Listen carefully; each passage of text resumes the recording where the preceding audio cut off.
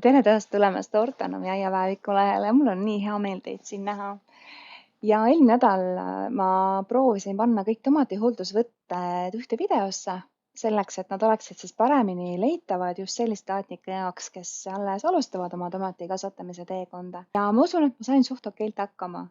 Sellepärast, et tomatist on alati nii palju rääkida ja mida mina saangi näidata, on see, kuidas mina seda hooldusvõtet teen sellel ajal, kui tomatitaimed on alles kasvamas. Aga mulle meeldib alati ka jälgida seda, mida teised aednikud teevad ja vahel ise ka üht-teist katsetada. Aga tomatiga ongi selline asi, et sa võid teha need hooldusvõtted kõik ära ja sa võid olla suht kindel, et sa saad päris ilusat saaki siis, kui selle põhisaagi aeg saabub. Aga eks loodusel on ka omad vingerpussid ja üks selline kaart, mida vahepeal meile visatakse, on siis see viljatipumädanik. Ja ma täitsa huviga vahepeal loen ka, kui ma neid pilte jällegi aiandusfoorumis näen, et keegi on leidnud endal oma taimedel, viljadel seda, et siis mis nõu antakse ja siis ma nagu tahaks natuke manitseda. Ja ma saan aru sellest heatahtlikkusest, et inimesed tahavad üksteist aidata ja see on hirmus vahva. Aga mõne asjaga on niimoodi, et võib-olla peaks enne natukene uurima, enne kui siis eriti just mõnele algajale nõu annad, sellepärast et seal võib olla kahju suurem kui kasu, aga see selleks. Eks aiandus ongi lõputu katsetamine ja mis aednik sa oled, kui sa pole ühtegi taime ära tapnud, eks ole. Aga selle viljatipumädanikuga on üks sihuke lugu, et see ei ole selles mõttes haigus, et ta ei ole haigust tekitajat, et see sõna on mädanik. See on lihtsalt see kahjustus, mida me näeme selle taime selle koha juures, kust siis on õis ära tulnud, mis on see viljatipp. Aga probleem on hoopiski kaltsiumi omastamises. Ja see ei tähenda ka seda, et sinu substraadis või mullas ei ole seda kaltsiumi, vaid lihtsalt asi on selles, et taim ei saa seda mingil X põhjusel kätte. Et sageli arvatakse, et see võib olla mingisugune väga halb haigus ja et sel juhul peaks need taimed ruttu eemaldama välja viima, aga tegelikult see pole vajalik, et oluline on see, et kui sa leiad selle pruuni osa siit vilja alt otsast, et ta on nagu kuivem ja siis natukene nagu sisse vajunud, et sel juhul on sul juba põhjust seda kahtlustada ja seda on näha paprikal ja tšillil ka tegelikult mõningal juhul. Aga noh, eks peamiselt me räägime ikkagi tomatitest, kui me räägime viljatipumädanikust. Siis teine asi, mida ma vahepeal huviga loen, on see, et aetakse ikkagi segamini kaltsium ja kaalium. Et kaalium on ikkagi makroelement ja kui sa oled vähegi oma taimi väetanud, kas siis tomati spetsiaalse väetisega või orgaanilise väetisega, mis on kaaliumirikas, siis selle saad sa kohe välistada. Ja selle kudede kahjustuse seal viljatipu juures ikkagi põhjustab kaltsiumi puudus ja tema omastamine on problemaatiline siis, kui näiteks taimed jäävad pikalt kuivale ja siis meil on mingisugune jabur kuumaperiood jällegi ja siis taim lihtsalt ei saa seda piisavalt kätte. Ja sellepärast ma ütlengi seda, et täitsa vabalt võib olla, et sinu mullas või substraadis on seda kaltsiumit piisavalt olemas, aga taimel on siis endal seda nagu ainevahetuse häire, et ta ei ole haigus, ei ole haigustekitaja.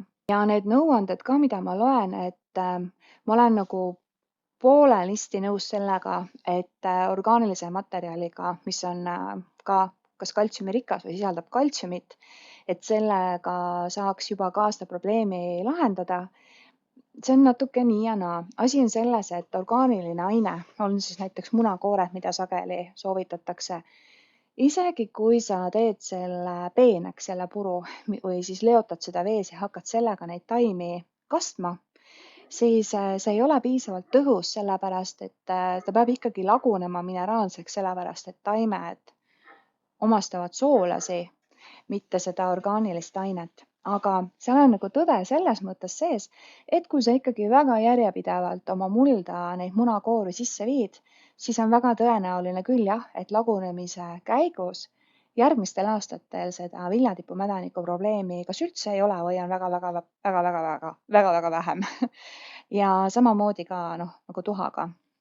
Peaks tegelikult ettevaatlik olema, sellepärast et see muudab ka selle mulla või substraadi pH-d võib-olla liiga aluseliseks, kui sa liiga agaralt seda seal taimede ümber hakkad sättima ja tomatitele meeldib sihuke nõrgalt happeline.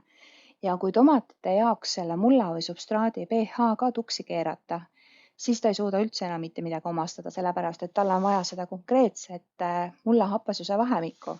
Nii et selles mõttes nagu tasub ka orgaanilise ainega olla ettevaatlik. Aga hea uudis on see, et ikkagi, kui sa suhteliselt vara taipad, et sinu taimedel on see probleem, siis sa saad mineraalväetisega väga kiiresti neid taimi toetama hakata, et ta suudab jällegi oma kaltsiumivarud taastada. Ja need viljad, mis on veel moodustamata, et näiteks kui sul taimed alles õitsevad, siis selles mõttes neid on ikkagi väga lihtne päästa ja sa saad veel hooaja jooksul reageerida ja oma saagi ära päästa. Ja see, mida sa võiksid poodi otsima minna, on siis kaltsiumnitraat.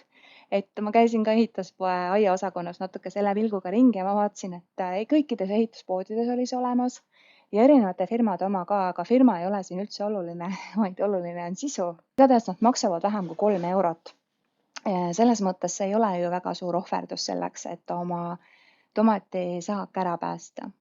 Ja kui see on olemas, siis tema on vees lahustuv ja kiiretoimeline. Kasutada kastmisväetisena, sa võid 2 moodi teha, sõltub jällegi sinu sellisest närvitugevusest, et kui sa oled juba varem kogenud lehekaudse väetamisega, siis sa võid väga nõrga kontsentratsiooniga seda lehe kaudu teha ja siis taim omastab seda kohe nagu ülikiiresti. Aga kui sa nii kindel ei ole, siis sa võiksid teha lihtsalt kastmisväetise, millega sa kastad siis mulda ja juuri. Ja sellega ka tegelikult väga kiiresti taim suudab oma kaltsiumivarud jällegi taastada ja need viljad, mis on moodustamisel, need on siis nii-öelda päästetud. Ja seda võiks teha 1 või 2 või kuni isegi 3 korda. See muidugi sõltub ka sellest, kui akuutne see probleem on. Ja muidugi tuleks ikkagi ettevaatlikult vahepeal vaatamas käia, et kuidas läheb, et need viljad ka, mis on moodustumas, kas seal on näha seda viljatipumädaniku tumedat märki.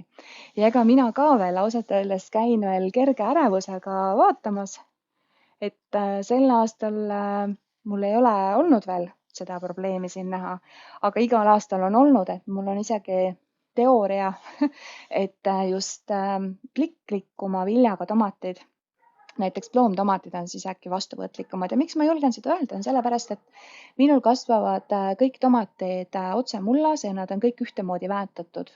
Et sellepärast ma arvan, et nii ongi. Võib-olla ta lihtsalt avaldub piklikuma viljaga tomatitel paremini, aga ma veel käin ka vaatamas, et äkki on, et siis saan need esimesed viljakobarad ära võtta ja siis taim ei hakka neid kahjustunud viljasi lõpuni kasvatama ja küpsetama ja saab siis oma jõu suunata ikkagi sinna, kus on uued õied tulemas ja uued viljad, et siis ikkagi neid mulle kasvatada.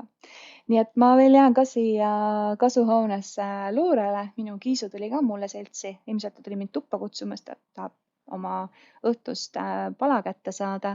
Aga sinule soovin ma ilusat tomatiaastat ja kui sul on ka mingisuguseid muresid või rõõme, mida sa tahad jagada, siis väga hea ongi kirjutada siia alla, et siin on teisi inimesi ka, kes käivad neid kommentaare lugemas ja võib-olla oskavad ka oma vaatenurga juurde anda.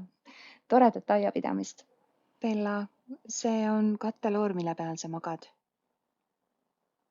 Aga kui sa siin niimoodi soojas kasvuhoones elu naudid, mul on vaja seda katteloori panna kurkidele peale. Aga sind see ei huvita ainult, sa oled kass ja kassid ei söö kurki, jah? Kassid söövad hiiri. Mis on ka põhjus, miks sa siin kasvuhoones ilmselt nüüd mõnusasti aega veedad? On nii või? Selge. See on siis sinu lõplik vastus, jah?